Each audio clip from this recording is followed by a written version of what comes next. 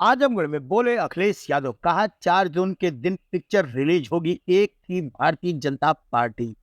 सपा के कार्यक्रम में भाजपा अपने कार्यकर्ताओं को भेज कर करा रही हंगामा।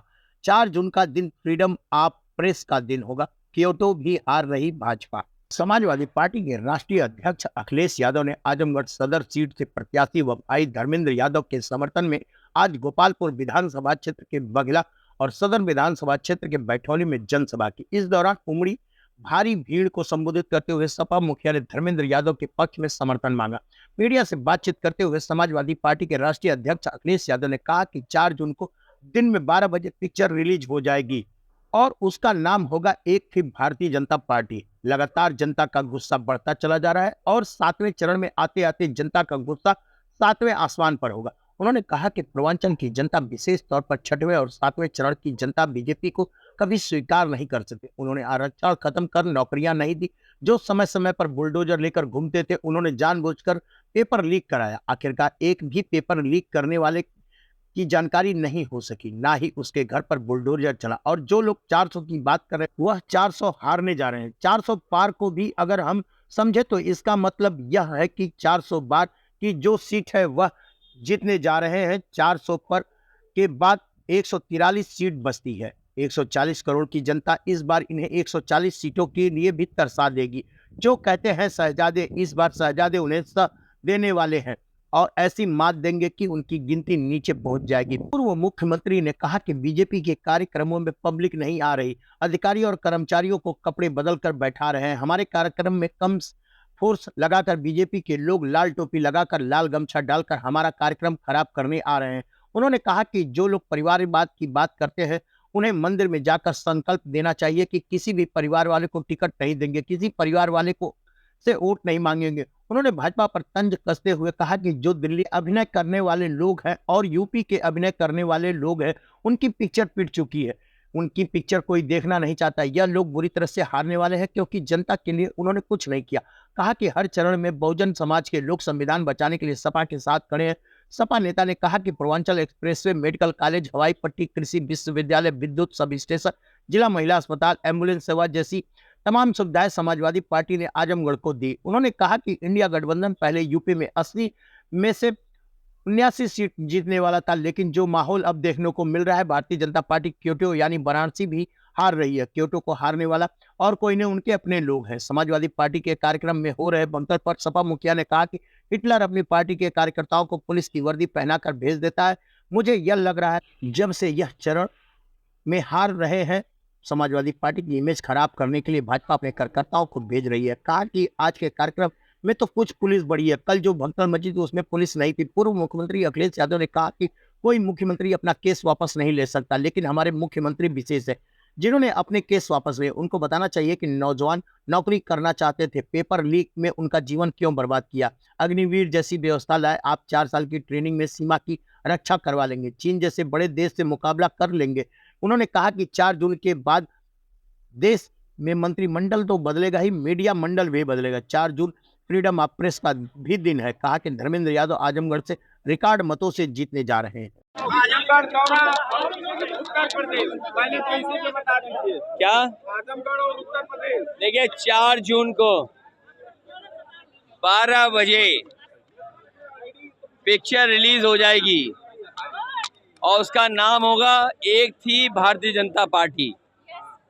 लगातार जनता का गुस्सा बढ़ता चला जा रहा है और 7वें चरण आते आते आप देख लेना 7वें आसमान पर होगा। पूर्वांचल की जनता और खासकर इन 2 चरणों की जनता भारतीय जनता पार्टी को कभी स्वीकार नहीं कर सकती। इन्होंने आरक्षण खत्म कर दिया, इन्होंने नौकरियां नहीं दी, जो समय समय पे बुलडोजर लेकर के घूमते थे उन्होंने जानबूझ करके पेपर लीक कराया। आखिरकार एक भी पेपर लीक कराने वाले की जानकारी नहीं हुई, न उस पर बुलडोजर चला। और जो लोग 400 पार की बात कर रहे थे वो 400 हारने जा रहे हैं। और 400 पार को भी अगर हम समझें गिनती तो इसका मतलब यह है कि 400 पार जितनी सीटें थी वो जीतने जा रहे हैं।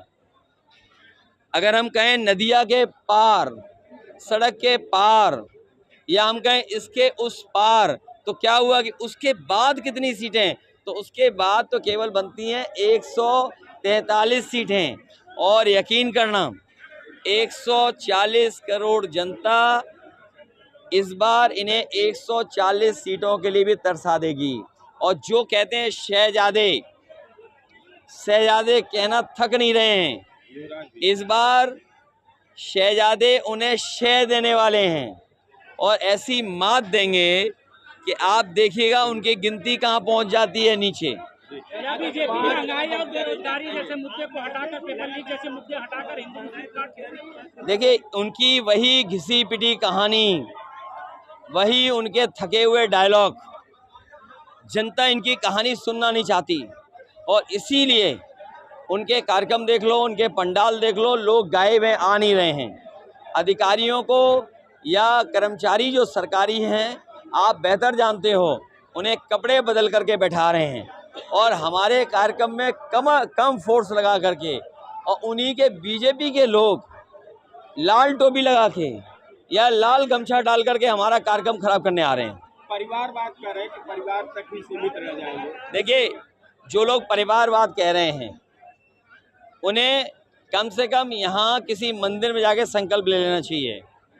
वो क्या किसी परिवार वाले को टिकट नहीं देंगे और किसी परिवार वाले से वोट नहीं मांगेंगे। आप लोग लगातार महंगाई बेरोजगारी की बात कर रहे हैं, जिस चुनाव आते ही बीजेपी जो है कहने लगी अगर इंडिया अलायंस के लोग आएंगे तो हिंदू खतरे में हो जाएंगे।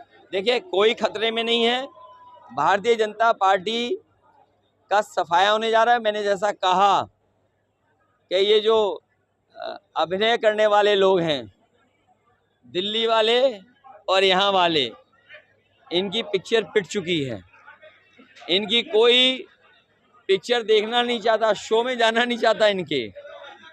और ये लोग बुरी तरह हारने वाले हैं क्योंकि जनता के लिए इन्होंने कुछ नहीं किया।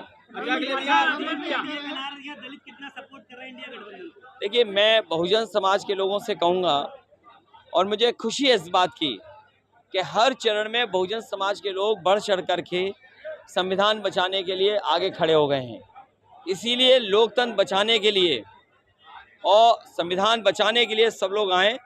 मैं बहुजन समाज से भी विशेष अपील करूंगा कि वो आएँ और बाबा साहब का दिया हुआ संविधान है उसको बचाएं। पीएम मोदी लगातार 2 बार दौरा कर चुके हैं और सीएम लगातार 3 बार दौरा करके गए हैं। उनका लगातार यही भाषण आता है कि सपा ने आजमगढ़ को आतंकगढ़ बना दिया था और हमने 10 साल में बहुत कुछ आजमगढ़ में बदला है। देखिए इन दोनों नेताओं को कुछ दिखाई नहीं दे रहा है, पता नहीं क्या है।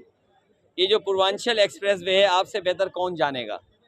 यहाँ का मेडिकल कॉलेज है, यहाँ की हवाई पट्टी है, यहाँ का एग्रीकल्चर कॉलेज है, यहाँ पे सब स्टेशंस हैं, जिला अस्पताल है, 100 बेड हॉस्पिटल हैं, एम्बुलेंस है आपके, और तमाम सुविधाएं जो दी गई थी वो समाजवादियों की देन है। अच्छा, भटौली गांव के लोगों का भी बहुत बहुत धन्यवाद। भटौली गांव के लोगों का धन्यवाद जो हमेशा अपनी जगह देते हैं जहां कार्यक्रम का आयोजन होता है। भटौली की जनता को धन्यवाद, जब भी कार्यक्रम हुआ है हमारी पार्टी के पक्ष में परिणाम आया है। ये शुभ जगह है। चुनाव बाद मिलेंगे। चुनाव संपन्न हो चुका है, इंडिया गठबंधन कितने सीटों से आ रहा है? देखिए इंडिया गठबंधन और यूपी का मैं बता दूं आपको, अभी तक तो मैं सोचता था कि 80 में 79 सीटें जीतेंगे, लेकिन जो माहौल देखा मैंने भदोही और आसपास, इस बार क्यूटो भी बीजेपी हारने वाली है। और क्यूटो को हराने वाले कोई नहीं है, उनके अपने लोग हैं जो हरा रहे हैं उन्हें। आजमगढ़ पे बार-बार गतिविधियां जो भी थी, जैसे उनके सहयोगी आप थे, उनको घर मकान नहीं मिलता था, हमने उनको मकान दिया, संगीत आप दिया। ये बताओ, कोई मुख्यमंत्री केस वापस नहीं ले सकता है। हालांकि हमारे मुख्यमंत्री विशेष थे जिन्होंने अपने केस वापस लिए। अंततः कोर्ट तय करता है। इन्हें बताना चाहिए कि पेपर लीक में इतने नौजवान नौकरी करना चाहते थे, आपने उनका जीवन क्यों बर्बाद कर दिया। अग्निवीर जैसी व्यवस्था लाए हैं आप, क्या आप सीमा की रक्षा इनसे करवा लेंगे? आप 4 साल की ट्रेनिंग में, 4 साल की नौकरी में क्या चीन जैसा बड़े देश से मुकाबला कर लेंगे? आपकी ज़मीनें कब्जा कर रहा है। और मैं कह के जा रहा हूँ आपसे, आप किसी भी बीजेपी वाले से पूछेगा कि रिजांगला का जो मेमोरियल था, जो कभी बनाया था हमारे फौज ने, जो फौज हमारी बहादुर फौज थी जिसने चीन से हमारी ज़मीन बचाई थी, और जो शहीद हुए थे उनके बारे में कहा गया कि आखिरी बॉडी तक और आखिरी बुलेट तक फौज लड़ी थी। आखिरी आदमी जो फौज का था वो भी लड़ा और आखिरी बुलेट तक वो लड़ाई चली थी। दुनिया में ऐसी लड़ाई नहीं हुई। उसमें हमारे फौज के लोगों ने ज़मीन बचाई थी। वो बहादुर फौजियों के याद में मेमोरियल बना था, वो मेमोरियल छीन लिया चीन ने। लेकिन हमारे ये बहादुर लोग, बीजेपी के लोग चुप बैठे हुए हैं। क्या इनके पास है? इसलिए मैं कह रहा हूँ मंत्रिमंडल तो बदलेगा ही बदलेगा, मीडिया मंडल भी बदलेगा। और हमारे आपके लिए तो खुशियों के दिन आ ही रहे हैं, लेकिन आपके लिए फ्रीडम ऑफ प्रेस का दिन है। वो 4 जून फ्रीडम ऑफ प्रेस का दिन भी है। आपकी भी आज़ादी उस दिन मिलेगी। सीएम योगी कल आए थे, सीएम योगी कल आए थे, उनका क्या नाम था कि थोड़ी देर पहले प्रधानमंत्री ने कहा कि ये लोग विपक्ष के लोग अगर चुनाव जीतते हैं तो ये लोग सारे विकास कार्यों को ठप करेंगे। ये हमारे मुख्यमंत्री जी उल्टा पुल्टा मुख्यमंत्री हैं। कभी 46 में 56 बताते हैं, योगा करने जाते हैं तो एक टांग में भी खड़े नहीं हो पाते हैं, डगमगाते हैं। तो उल्टा पुल्टा मुख्यमंत्री। और हमारे देश के जो प्रधानमंत्री जी हैं, काम कभी नहीं रोकते हैं। अगर काम कोई ख़राब किया है तो बीजेपी के लोगों ने किया। ये पूर्वांचल का एक्सप्रेसवे बहुत अच्छा बनना था, लेकिन उसको ख़राब कर दिया। एम्बुलेंस ख़राब कर दी। आपका मेडिकल कॉलेज में इलाज व्यवस्था नहीं है। तो जो विकास कार्यों को अगर किसी ने रोका है तो भारतीय जनता पार्टी है। ये शहजादे जो कह रहे हैं, शहजादे इस बार शहजादे ने शह भी देंगे और मात भी देंगे। और सच्चाई तो ये है कि 1 और 1 11 हो गए हैं और दिल्ली लखनऊ वाला इंजन आपस में टकरा रहा है। ये डर है उनको। अच्छा, अखिलेश जी, आज बयान ये है कि अखिलेश जी की नाराजगी है, अंदरूनी नाराजगी है कि पारिवारिक नाराजगी है कि राजनीतिक नाराजगी है? आपका बोलने में नाराजगी झलक रही है। किसी से नाराजगी नहीं है। आपको खुशी होनी चाहिए कि आजमगढ़ में हमने अपना घर बनवा लिया। इन बीजेपी वालों ने नक्शा नहीं पास होने दिया तो हमने जुगाड़ से बना लिया। तो जुगाड़ कब तक चलेगा? जुगाड़ नहीं, क्या करें, बीजेपी वाले नक्शे नहीं पास कर रहे हैं तो घर बनाना पड़ा हमें जुगाड़ से। आपने तो आप सोचिए, आपको ये कहना चाहिए बीजेपी वालों ने घर क्यों नहीं बनने दिया। अच्छा, कितने धूर्त हैं ये कि अगर हम घर बनाना चाहें आजमगढ़ में तो घर नहीं बनाने दे रहे हैं। बताओ, जुगाड़ की बात कर रहे हैं तो आपने तो बूथ अध्यक्षों तक के और सारे के नंबर डाटा तक अपने पास बुला लिए, रख लिए। तो ये जरूरी है ना कि हमारा बूथ कार्यकर्ता कैसे जीते।